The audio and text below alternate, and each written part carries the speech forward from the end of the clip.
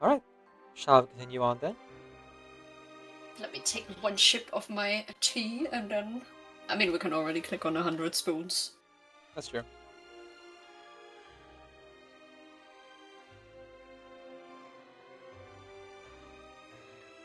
Somewhat of dehydrate. Just had to take a shot myself. Alright.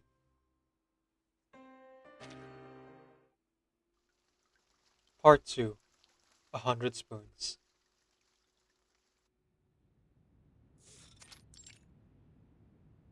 Front lobby. Dittarsdorf. So Yeah, I Dittarsdorf think is that's the the dad. father, yeah.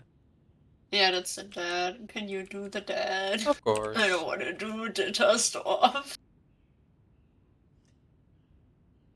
Glad to have you here, old friends. Dittarsdorf gets to his feet and extends a welcoming hand. This is the beginning of an amicable conversation. His friend strides up to him and shakes his hand. Truth be told, I have considered many people for this job. Many. But none suits this position better than you.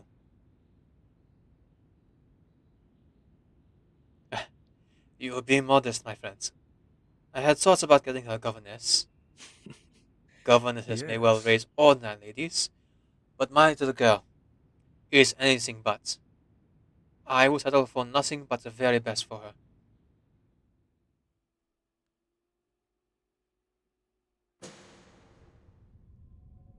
Isolde, my child. She must be virtuous, pure of thought, elegant, and compliant. She must be clever but guileless, talented yet modest, and dignified without pretension. Then she will be a true noble lady.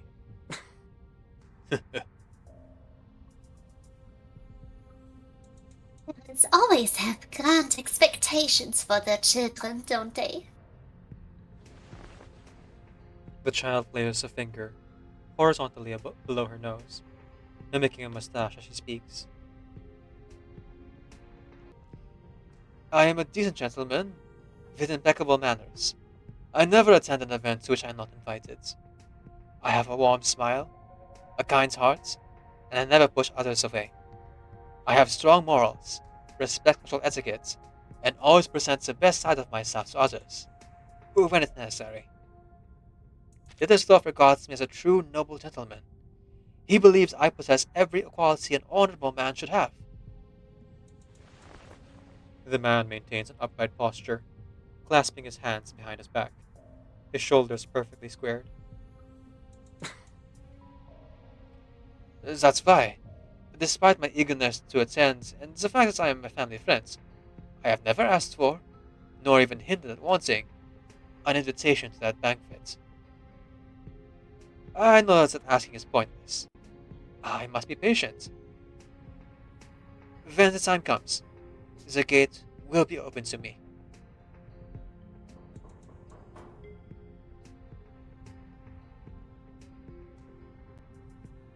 I think that's me, right? Yeah. Again? Okay. The Dittersdorf house is guarded by an enormous gate. It's beautiful and stately, made of metal, and artistically decorated with the family's motifs.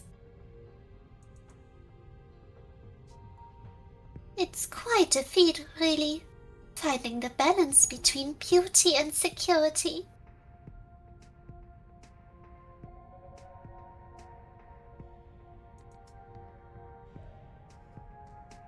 And my friend Dittersdorf has found that balance. His only lacking feature, of which he is fully aware, is the patience to educate a child. He worries, you see, about a future in which his son is incompetent and chaotic, and his daughter is crude and reckless. So, he has pinned his hopes on me. The countenance of a middle aged man faintly emerges on the girl's face. She licks her teeth, an unconscious display of greed. Two figures in dresses emerge from the darkness and approach the gate. With a heavy rumble, it slides open. Oh, Oh my. We have been talking all this time. Yet. Oh, wrong voice. Oh my. We've been talking all this time. Yet we haven't so much as mentioned Isolde. She reaches out a hand. She reaches out a hand and seizes your wrist. A gentle yet irresistible force leads you forward. She should have been at the center of this conversation. So sweet and gentle. A truly thoughtful and beautiful girl. She doesn't look back. Isolde, my child. I treated her as... Oh, okay. We're back to... Kind of hard to tell with the question marks.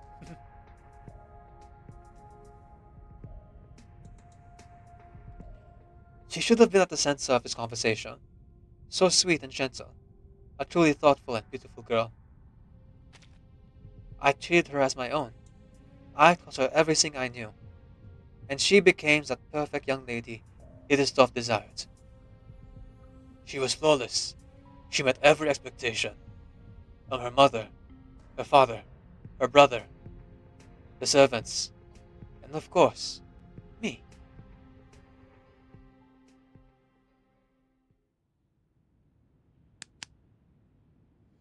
Mind your posture, child. I actually forgot his name. Isn't it Carl? Carl? Maybe? Yeah. I just I can't remember like remember. all the horrible things that he did, both in the main Yep. story and here. Yeah. Every time I see him, I'm like, ew. Yeah. Carlton? Carlson? And we'll see. It'll probably come up in the story. Mind your posture, child. Yes, I understand. There you go. I'm so good at remembering names sometimes. Yes, Mr. Carl. Little Isolde's body tenses. She straightens her back further. Very well. Now, lift your chin a little. No, not too high. We must avoid any indication of overconfidence. Exactly. That's right. Just like that. Very well done, my child. He lays his hands on the back of the chair in front of him and nods to his student on the other side of the hallway. Alright. Now, maintain that posture and walk to me. Certainly. I will try harder. Yes, Mr. Carl. It is rather premature for a girl of only 12 to learn to walk in 3-inch heels, but practicing now will avoid any future embarrassment. Head up. Shoulders square. Alright. Now, smooth strides. Don't sway. And don't bounce up and down. Breathe in, step forward, waist balanced, and again. Don't lean forward. Straighten your back. Knees steady. No mistakes. Don't make any mistakes.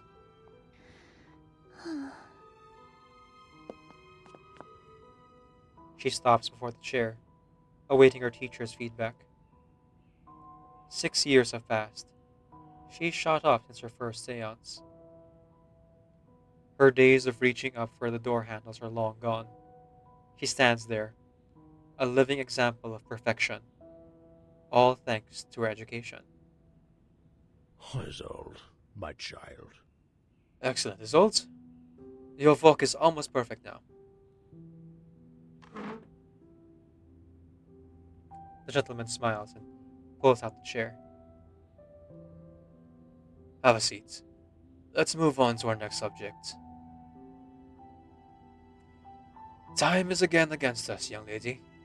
We spent an extra 15 minutes working on your posture. I have been told that you'll have a vocal lesson later. Don't worry. I shall see you again for literature class after its completion. Tonight, we'll be reasoning about the dinner. There'll be mention of the dining etiquette we've practiced before, so this is a good chance for you to review it. Danke. Certainly, Mr. Kai. The girl gracefully sits down.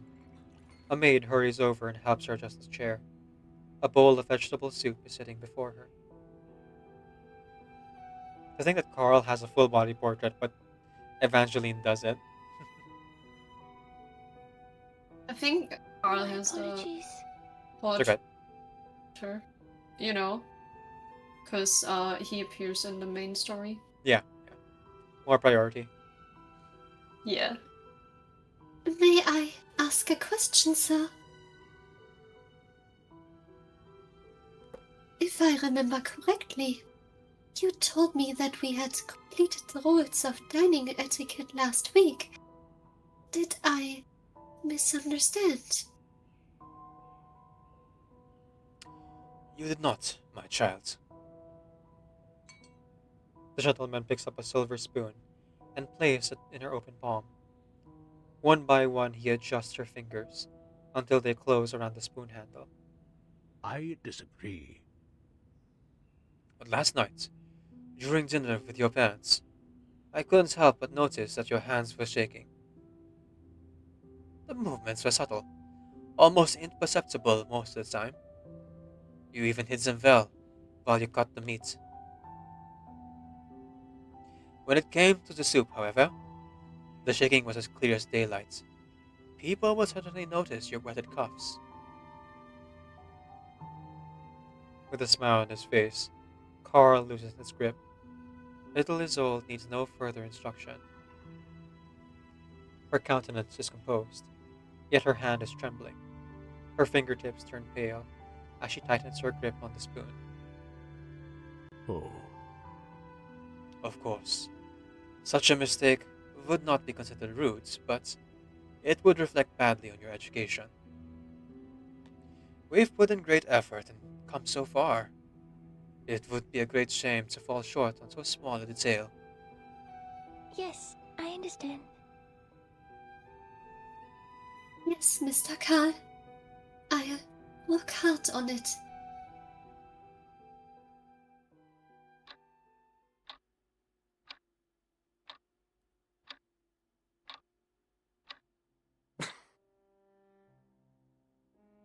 a 100 times. The gentleman paced on the lounge, feeling utterly complacent about his work. I asked her to practice it 100 times. She's the daughter of Evangeline, the greatest opera singer to ever grace the stages of Vienna. She has her eyes, her nose, her cheeks. How could she possibly have such a shaky hand while using a spoon? I disagree. What a disgrace. He shakes his head, his dark hair on the back of his head shining with vitality. I could tell she was getting tired towards the end of the session. She had hidden it well thus far, just as she'd been instructed to do. She is only 12 after all, and she went straight from a 3-hour poise and posture class to repeatedly raising and lowering the spoon for an hour more. But she carried on, just as I expected her to. She had a smile on her face. Her voice remained soft. Her eyes were gentle as a spring breeze. She's a darling little lamb. Exactly. All our efforts paid off. He stops by the window, his gaze fixed upon the garden lawn. Evangeline sits in the sunshine, a white rabbit stuck in her arms. A white rabbit in her arms. She's stroking it, gently grooming its hair. Her wrist was still tight and shaky as the first 20 times we practiced. It wasn't until the 65th attempt that things started to improve. Perhaps she was too tired to shake. Perhaps her joints were numb. Or perhaps she finally mastered the skill and calmed herself. By the 100th practice, the soup in her spoon was as still as a mirror. I could see the reflection of my face within it. Carl's eyes flicker back to the table. The soup is now cold and thick. The chair is pulled out, and Isolde is nowhere to be found. Oh, I still have no idea why she was trembling so much. Maybe there's an issue with the muscles in her hands, or maybe it's an unfortunate side effect of her inherited ability. But I am certain that she'll be out of this unsightly habit within a week. She will become Evangeline. Only better. interesting. This, you see, is the benefit of a proper education. If only I could travel back in time and give poor Evangeline the same opportunities. So you mean... You seem surprised. Why? I adore Evangeline. I will forever be her loyal audience member. I will forever be her loyal audience member and supportive friend. But that doesn't mean that I'm blind to her flaws. She is mad, unstable. She spends half the day unconscious and the other half, God bless, in hysteria, even incontinence. She's a pitiful woman, indeed, worthy of little admiration. Exactly. Yes, she sends out the crowds. Yes, important figures attend her seances and listen to her piously. And yes, throngs of people cheer and throw flowers at her on stage, some even fainting from the excitement. I disagree. But none of this speaks to who she truly is, my dear friends. He shrugs. The cold soup morphs into a slice of chocolate cake as he sits down on the table. I said, the cold soup morphs into a slice of chocolate cake as he sits down at the table. You must be familiar with sacred swords. 2 pieces of chocolate cake with a layer of apricot jam in the middle. It's the sweet embodiment of perfection. Okay, I don't agree much with Carl, but I have to agree. Yeah, that is near perfect. Yeah, see, but that's not Carl's opinion. That's just an objective Objective reality. description. Yeah. Yeah.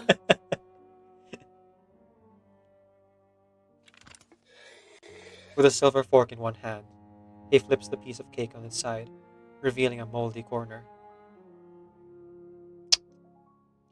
Evangeline is just like this cake.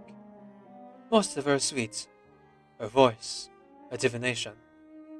But there is a rot growing that will one day devour her. Oh, It's still early to throw the cake away. That would be a shame. At least, most of it still looks fine. He cuts through the cake with his fork, precisely avoiding the molding edge. We can still enjoy the good parts of cake, as long as we are careful about where the third fork, about where the fork, as long as we are careful about where the third fork lands. Dittarsdorf did marry her, after all. But it's a somewhat troublesome process. The people's appetite for sacred sword will never wane. Unless one cake sours, they will look for another. Poor Evangeline simply cannot satisfy the desires any longer. They need something fresh, delicious, sweet. He savors the cake, a smile growing on his face. Isolde, my child. Isolde is as new confectionery, freshly out of the oven and waiting to be served. Ugh, gross. Yeah. Ugh. That's what I kept thinking. I was like sticking out my tongue, like, what? Why is this guy so disgusting? Ugh. But yeah, that is this side story was made to kind of explain Isolde's like character a bit more and why she became the way she is in the main story. Yeah, why Isolde now? Oh wait, Emmy's asking why am I voice acting? Why are we voice acting Isolde's side story now? I decided that I would like do some of the side stories anecdotes I haven't recorded yet, and the latest that I started was I think Verum Soft. the first year anniversary. From there, that's when the cavalry really got going. And so anything before that, we don't really have a lot of um, footage of. And why is old now? Specifically because, well, we have 7 members now of the cavalry group, but excuse me, most of them are available at a different time slot. So I figured, why not add a different one to this time slot? And yeah, that's where the idea for doing this came about. Like revisiting the older side stories and anecdotes that we haven't like recorded for the YouTube. Also, I feel like it's relevant considering the vision that Isolde saw at the end of the main story was kind of like this current patch of the main story too. So it does connect in a way. All right, I know. they are defrosting, so they'll be ready for me after the side story. So let's go ahead and dive right back in, shall we? I'm gonna take one more sip of my water while my tea is still a bit too hot. Mhm. But we can already get into chapter 3.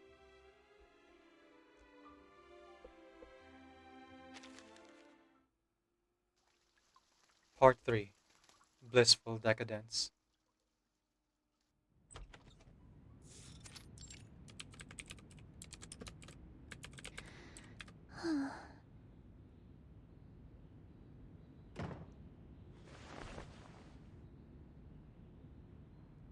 Isolde quietly closed the door and sits on the side of her bed. She falls back and stares at the ceiling. Her body aches. Her hands and feet feel like lead, and her eyes are swollen from fatigue. Her headache worsens at night, so she rarely sleeps well.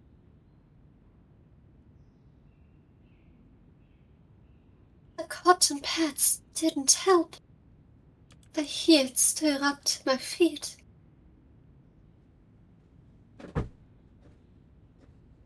The vocal lessons over, and my literature class is cancelled because Mr. Carl was invited to a banquet.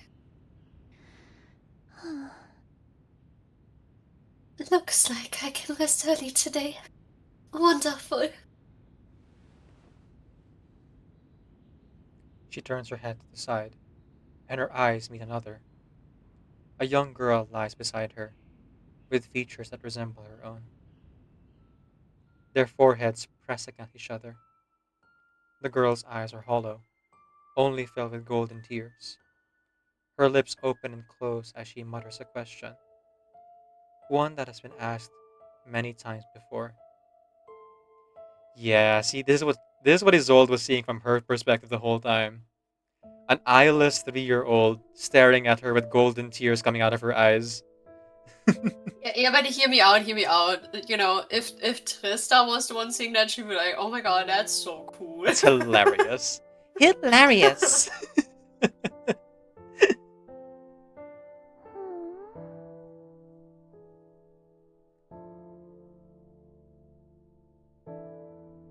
No, sister. I won't.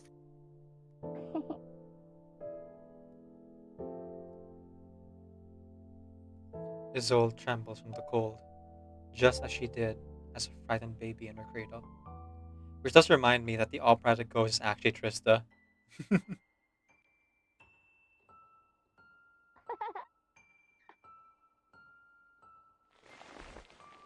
The girl giggles, curling her arms on Isolde's neck and clutching at her like a vine wrapped around the tree. Her little body swells, becoming cold and heavy like a piece of iron.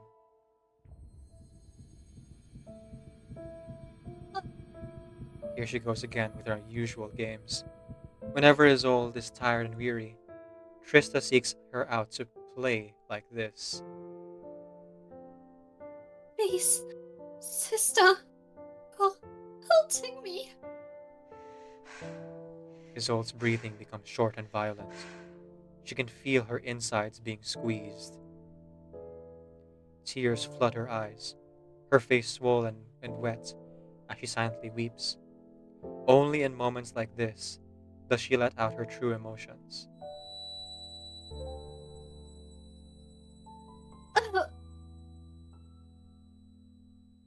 The pressure makes her nauseous. Trista giggles, her laughter lingering in the room. More and more spirits start to gather. They whisper to each other, laughing and teasing Isolde, curiously awaiting her next move. Isolde manages to grab the back of one of her sister's hands with her trembling fingers. Sis. Ma.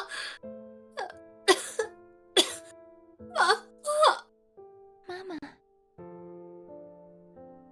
Mama asked for me. I promised her. The girl straddling her waist gives a slow blink. She lets go of Isolde's hands and dissipates into thin air. This always works. They are both, or at least once were, their mother's closest supporters. Isolde climbs out of bed, wiping the tears and specks of vomit from her cheeks with a corner of her bedsheet. She mumbles. Ma.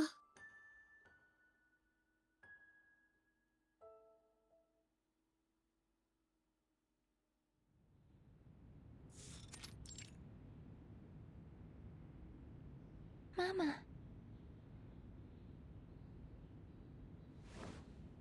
Her mother looks up from the two rabbits cradled in her arms, one white, the other yellow, and her pale face radiates a smile.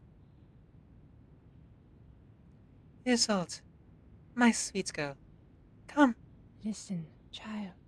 See? I have apple strudel and bloom here. Oh, and the nightingale your father just bought. I was hoping to take the swan in here too, but it was swimming on the lake, so we couldn't get close to it. This mother is sometimes more of a child than her own daughter. She is cheerful and innocent, simple as a blank canvas. She is always a pleasure to spend time with. Isolde closed her eyes, erasing her sister's decayed face and the vomit-stained sheet from her mind. We can meet in the garden, Mama. You don't have to bring them all inside. Nonsense. I am happy to do this for you. I think You always get dizzy under the sun. How can you attend your lessons if you're unwell? The lounge is much better. We can enjoy a bit of sunshine through the windows and listen to music. Her mother pats the cushion next to her. Isolde sits on it, taking apple strudel, the pale yellow rabbit, into her arms. Huh? Hello, little Apfelstrudel. How are you feeling?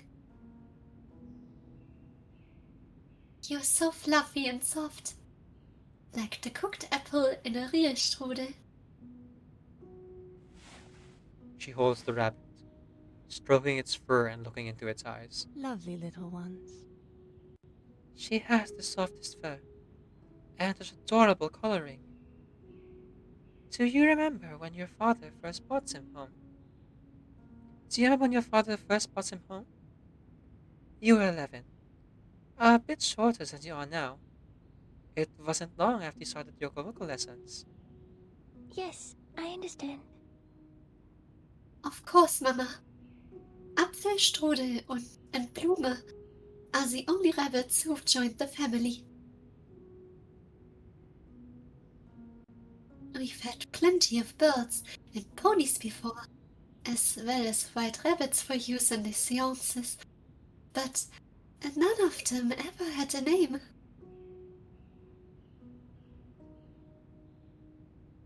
It wasn't until the doctor recommended a new method of therapy that Father brought these two home, and we named them.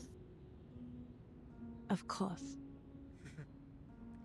Yes, it was fun.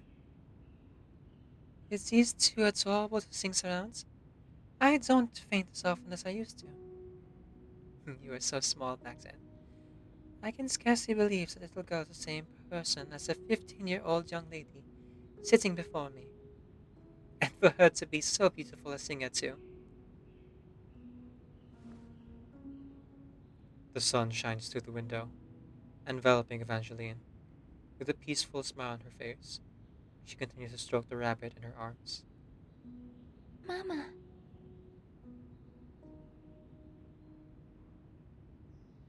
Do you not wish to go back on stage? Singing used to be so important to you.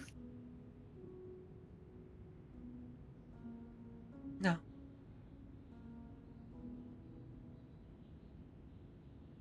She maintains a smile on her face. No, that's not true. You are mistaken, my child. I never really loved performing.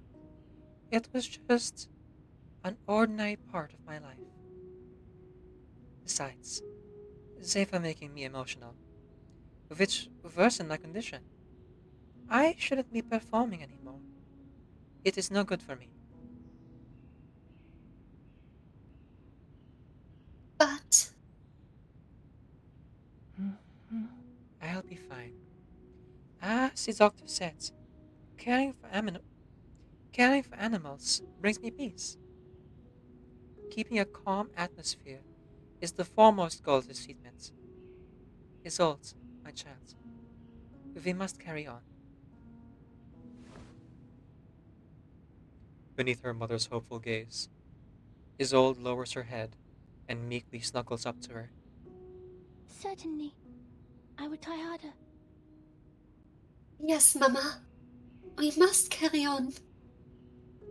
Of course. Things will be different for you, Isolde. You're luckier than I. You have received treatment much earlier in life, and times are better now. There is more than one way to improve the situation. You will be cured, and you have the talent to sing. Her mother's voice seems to come from above her head. For no clear reason, Isolde feels as though she is speaking from somewhere even higher. Keep in mind. You will become the star of Vienna. You must keep on.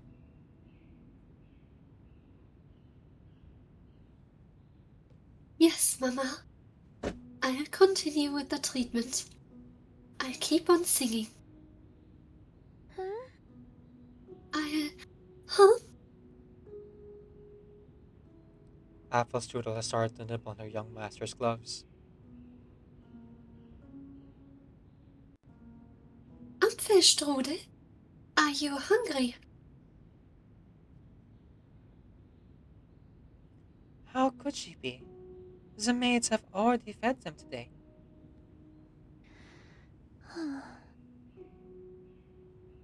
No, you are confused again, Mama. In March, the doctor suggested that you start feeding them.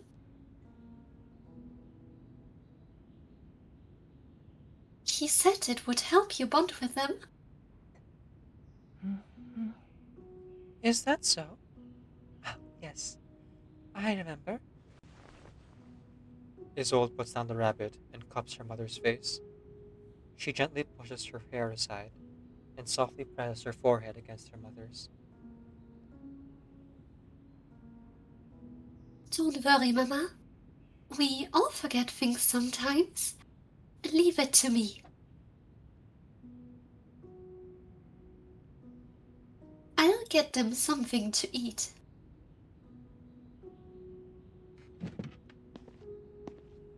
She gets to her feet and makes her way to the other room. But before she leaves, she stops by the door and looks back.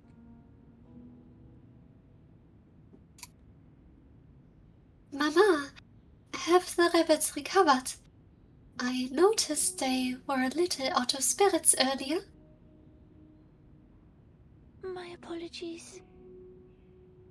If they are still unwell, I'll go get some medicine too. Hmm? Was they really?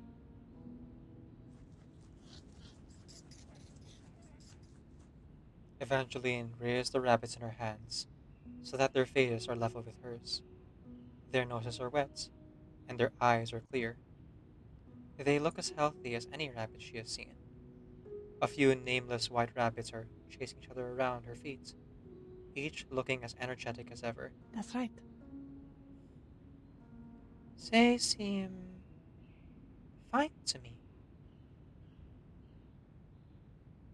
All right, Mama. I'll be back shortly.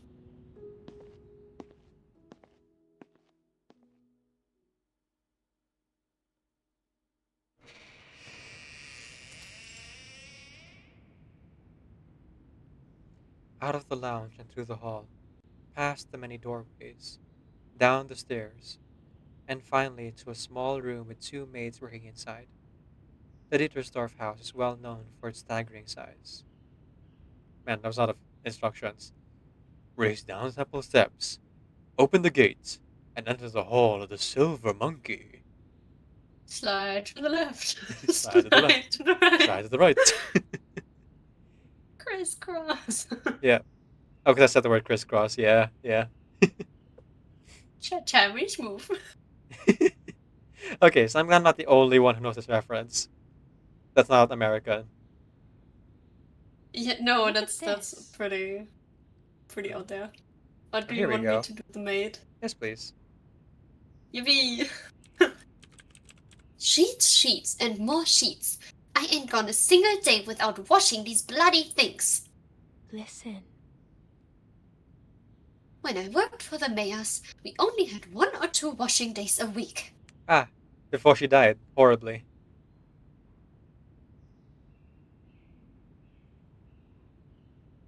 Should I do this one as well? I'll just do Please. all the maids. Just all the The maids, maids are me.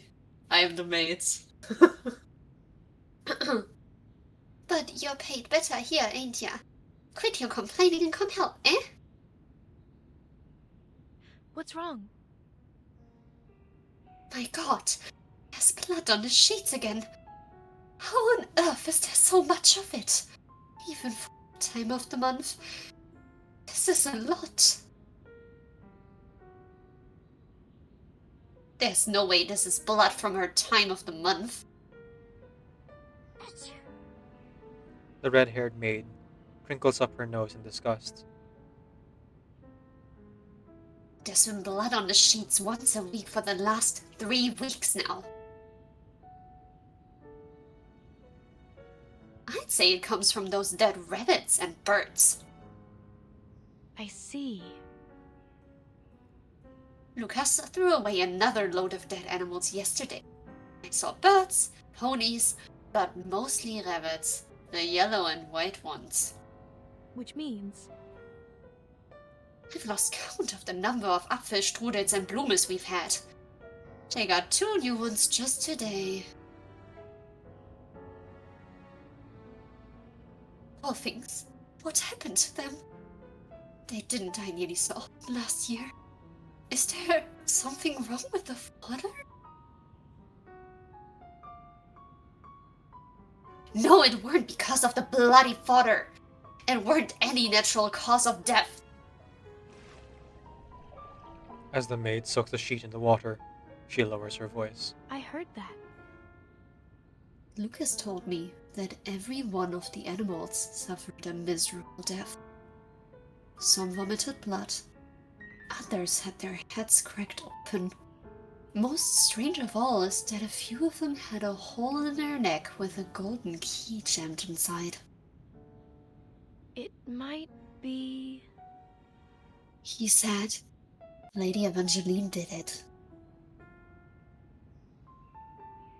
Oh, come off it! Lady... Oh, wait, it's not loading. Oh, now it does. Oh, come off it! Lady Evangeline loves those animals. She's always carrying those rabbits around in her arms.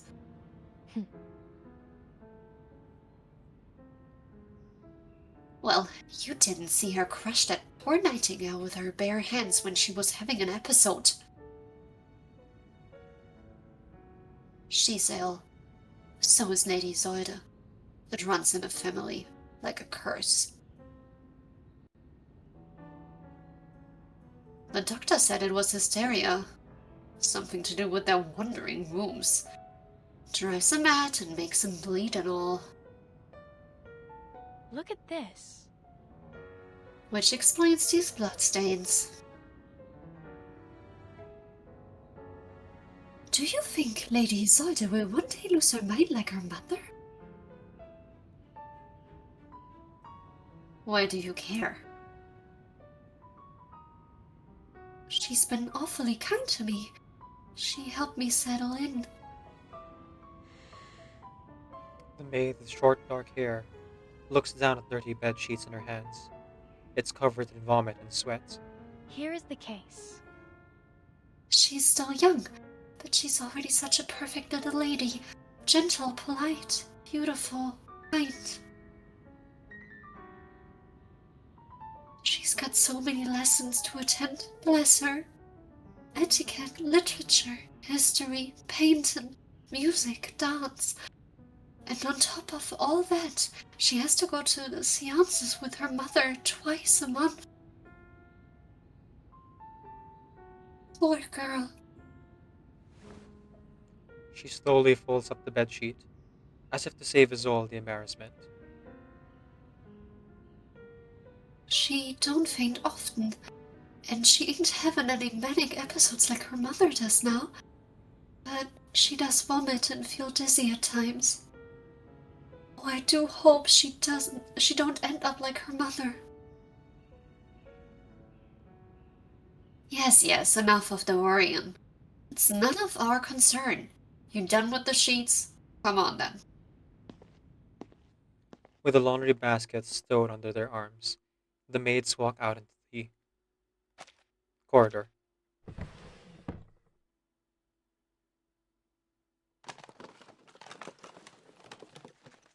Yes, now I remember. I left it in this drawer. Ah, there it is. She fumbles in the dark until her fingers come across a familiar shape. She looks at her palm, then into the dimly lit corridor. The maids are long gone by now, but their conversation still lingers in her ears. Father once told me. She shuts her eyes in calm determination.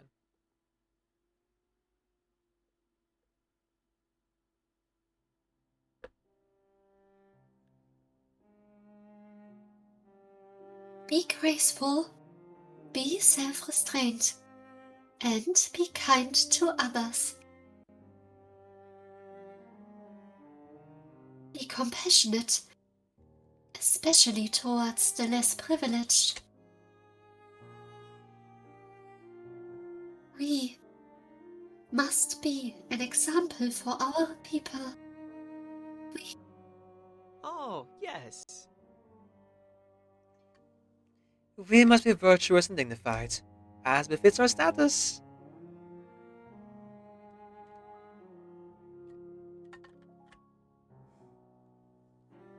Theophil, I didn't know you were home today.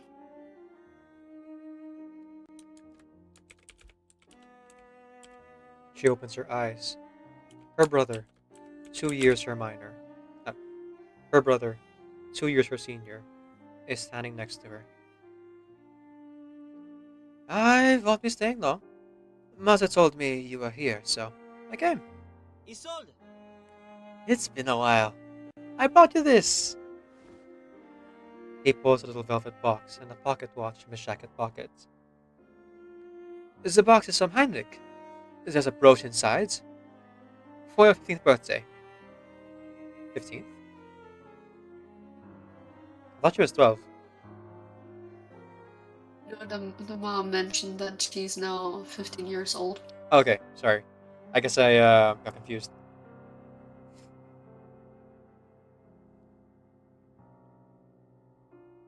And this watch. Oh, that's from me. But you already gave me a present on my birthday, Theophil. No, it's not for your birthday. I just wanted to have it. Look, it's not just a watch. There's a timer, and here... He presses a little knob on the pocket watch, and with a quiet click, it flips open. See? It's white crystal. It works like an amulet to help you stay calm. And here, see the slot? It can hold enough smelling salts for 20 uses. Ah, it's medicine. You know how you gift your siblings EpiPens and what do you call this?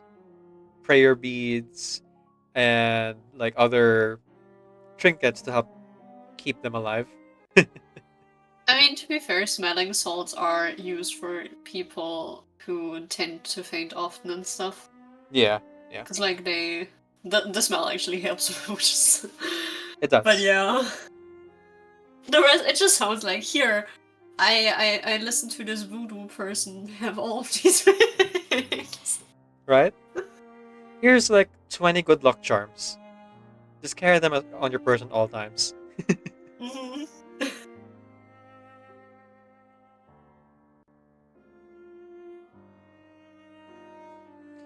You need a watch to keep track of the time in all the sessions. And the amulet and smelling salts will help you too. It's perfect. He presses the watch into sister's hand. There is a beat of silence. He speaks again. I also have news for you. I'm renting a studio. It's amazing how much it's helped me gain inspiration. It also has space for the young models to stay the night when the weather becomes dreadful. It simply broke my heart to see them walking all the way back home in the rain. Yeah, that's why you want the bed in your studio, uh-huh. Sure thing, buddy. The goodness of your heart, huh? So, all is well with me. But I won't be returning home very frequently. I hope you will continue your treatments along with Mother. Remember, I am thinking of you all the time. You are my beloved little sister, after all. Did Father agree to this? Oh, yes. Of course. You can ask him if you like. He even helped pick the studio. He turns around and waves to their father, a bright, beautiful smile on his face. For a moment, he looks like the herald of spring.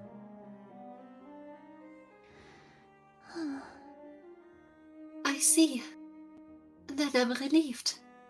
I wish only the best for you, Theophil. The spring's favored sun leaves as briskly as the wind. He crosses the lounge, passes through the doors, and goes out into the boundless world. Dittarsdorf stands next to his daughter, a hand on her shoulder. He shakes his head. I have a blundering artist for a son, a wild spirit. Look at him. Who would think that he is almost 17? You are nothing like him, for which I am very grateful. You spend your days perfecting yourself, while he wastes time chasing after those models in his... What I'm trying to say is that you are comfort to me, child. Danke. Thank you, Father. How generous of you to say such nice things about me.